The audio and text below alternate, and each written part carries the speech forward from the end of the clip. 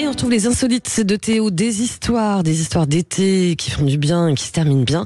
Aujourd'hui, celle de la chapellerie Montcapel. On est dans l'Aude, dernière usine de fabrication de chapeaux en laine qui a failli disparaître, c'est ça.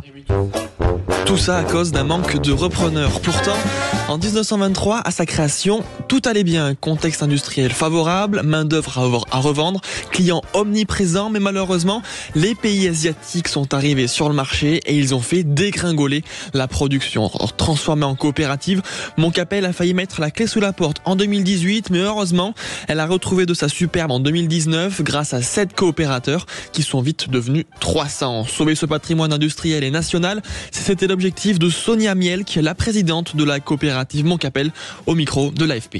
Quand ça a fermé, on m'a dit, non seulement ça a fermé, c'était la dernière chapellerie de la Haute-Vallée de l'Aude.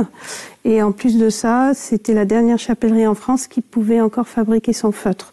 Et ça m'a vraiment mis la puce à l'oreille, parce que je me suis dit quand même un patrimoine et un héritage et un savoir-faire national qu'on laisse tomber comme ça, c'est quand même très dommage. Voilà, puis alors, faut peut-être rappeler quand même, Théo, en quoi sont faits ces chapeaux en fait, si particuliers. Alors ces chapeaux, ils sont faits en feutre de laine fabriqué à partir du mérinos d'Arles. Alors attention, contrairement à ce qu'on pourrait croire, ce mérinos, il ne vient pas d'Arles, il vient en fait de Mazamet dans le Tarn, directement d'un producteur.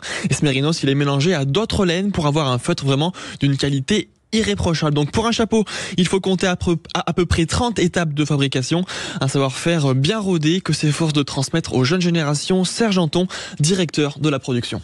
On continue à transmettre aux nouveaux, tous les jeunes qui sont venus, qui nous ont rejoints, on transmet tout le travail, parce que c'est très long à tout apprendre, c'est très long. Il faut des années et des années, donc on transmet tout le savoir-faire pour pouvoir partir à la retraite tranquille.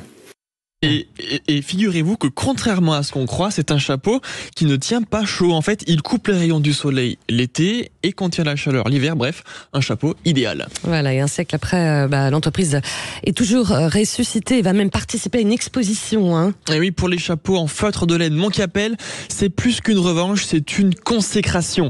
L'enseigne a été sélectionnée pour participer à la grande exposition du fabriqué en France qui se déroulera en octobre prochain à l'Elysée.